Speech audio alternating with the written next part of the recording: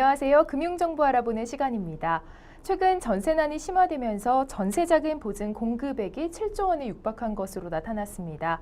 가을철을 맞아 전세를 찾는 서민들이 더 늘어날 것으로 보이는데요.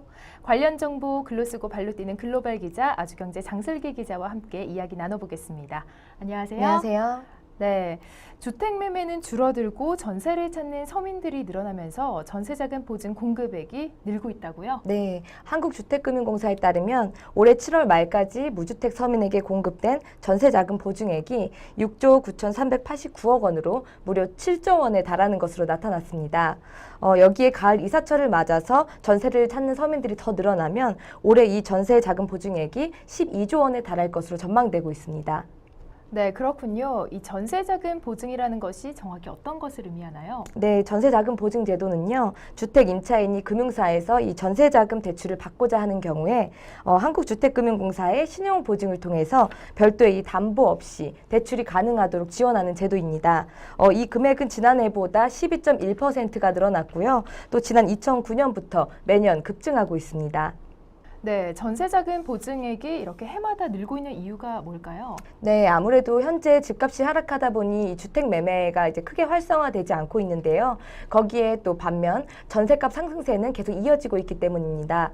8월 말 현재 전국 아파트의 전세가율은 평균 64.5%로 지난 7월 말보다 0.5%포인트가 올랐습니다. 이는 지난 2003년 4월에 64.8%를 기록한 이후에 10여 년 만에 최고치를 기록한 것입니다. 네, 전세를 구하는 서민들의 부담이 굉장히 커질 것으로 보이는데요.